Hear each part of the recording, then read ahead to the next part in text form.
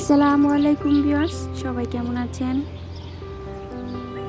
দোয়া করি যে যেখানে আছেন আল্লাহ যেন সবাইকে হেফাজতে রাখেন, ভালো রাখেন, সুস্থ সবল রাখেন। তো আজকে আমি আপনাদেরকে আমাদের ছাদে একজন অতিথি আসে, একজন না দুইজন, ওনারা দুইজন আসে আর বাকিগুলো তো আছেই। তো ভিউয়ার্স আর কেউ না, এটা হচ্ছে ঘুঘু পাখি। আর ঘুঘুটা কিন্তু আমরা গ্রামে বাঁশের ঝাড়ে, আমি আমার নানুদের বাসায় ছোটোবেলা গেলে দেখতাম। তো সে থেকেই কিন্তু তাকে আমি চিনি, না হয় কিন্তু চিনতাম না। তো যাই হোক, ছোটরা কিন্তু আর এগুলা পাবে না, কারণ আমাদের দেশে এখন অনেক কমে গেছে, কারণ গ্রামগঞ্জ এখন শহরে পরিণত হয়ে যাচ্ছে। আর গাছপালা যদি নাই থাকে তাহলে ওরা কোত্থেকে থাকবে। তো যাই হোক, ওদের কোনো বাসস্থান তো ওরা খুঁজে নেয়। তো বেশ শীতের শুরু থেকেই কিন্তু আমাদের ছাদে এই পাখি দুইটা আসে।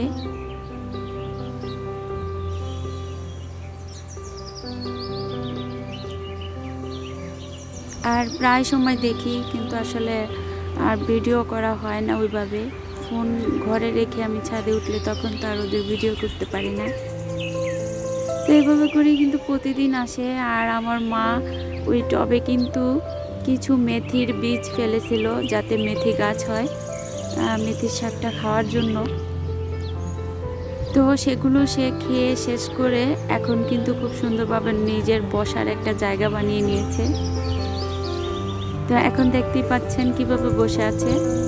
আর সেজন্যই আমি আপনাদের সাথে শেয়ার করলাম যে আজকে ছাদে এত গাছ দেখে কিন্তু সে এভাবে এত মনের আনন্দে এসে বসে থাকে।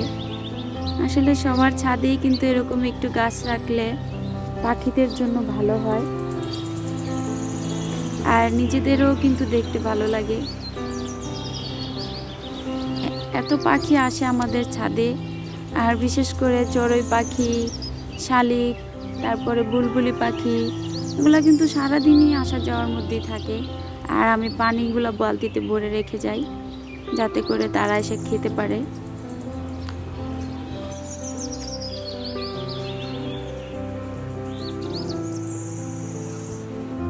ভিউয়ার্স, আজকে পাস্তা খেতে ইচ্ছা করলো, তাই পাস্তাটাই আপনাদের সাথে শেয়ার করি।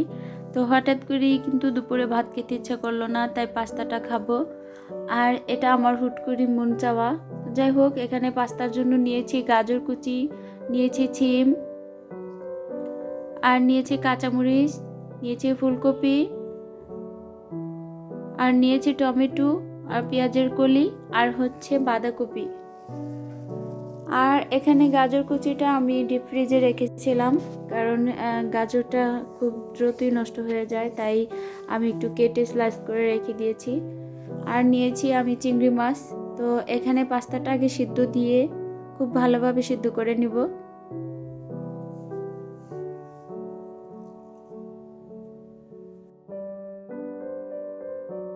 ভিউয়ার্স, আমাদের পাস্তাটা সিদ্ধ হয়ে গিয়েছে।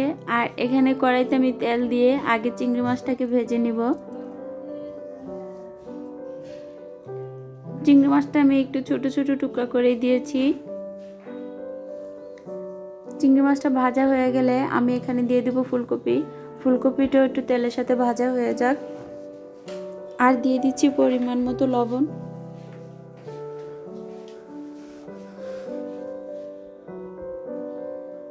আর এখন দিয়ে দেব সিম। সিমগুলো আমি সবুজ ভাবটা চলে না যায়। তো কাঁচামরিচ, সিম আমি একসাথে দিয়ে আবার কিছুক্ষণ নেড়ে নেব। আর এখন দিয়ে দিব গাজর কুচি।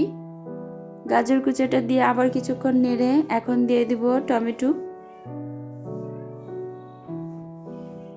তো টমেটোটা কিন্তু অনেক পাকা আর নরম ছিল, তো সেজন্যই কিন্তু এটা খুব সুন্দর মতো মিশে যাবে।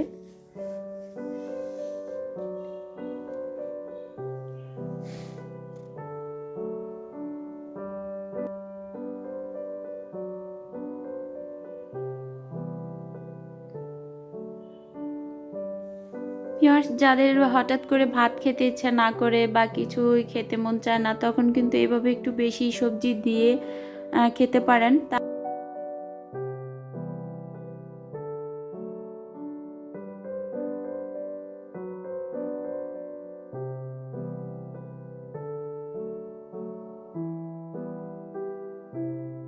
আমি উপর থেকে কিছু পেঁয়াজ আর রিং আকারে কেটে নিয়েছি, ওগুলো একটু দিয়ে দিচ্ছি।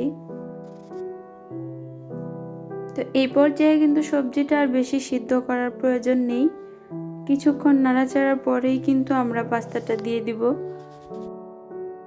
তো আমি সবজিটা নেড়ে চেড়ে সব কয়টাকেই এখন আমি দিয়ে দিলাম একটু ওয়েস্টার সস আর দিয়ে দিব একটু সয়া সস, তারপরে খুব ভালোভাবে এটাকে আবার নেড়ে নেব। তো এখন সয়া সসটা দিলাম, আমি কিন্তু নেড়ে চেড়ে নিব। সবজিটার সাথে মেশানো হয়ে গিয়েছে। তো এখন আমি দিয়ে দিলাম বাঁধাকপির গুলো কিন্তু আমি বেশি একটা সেদ্ধ করব না, যাতে করে মুখে সালাদের মতো পড়লে ভালো লাগে। আর উপর থেকে একটা ম্যাগি মশলা দিয়ে দিব। ভিউয়ার্স, আপনারা ম্যাগি মশলাটা দেওয়ার চেষ্টা করবেন, দিলে কিন্তু টেস্ট আরও বেড়ে যায়। আর এখন আমি পাস্তাটা দিয়ে খুব সুন্দর মতন মিশিয়ে নিব। তো এই তো এখন সবকটা উপকরণ ভালোভাবে মেশালেই কিন্তু আমাদের রান্না শেষ। তো আজকের মতো এখানেই বিদায় নিব।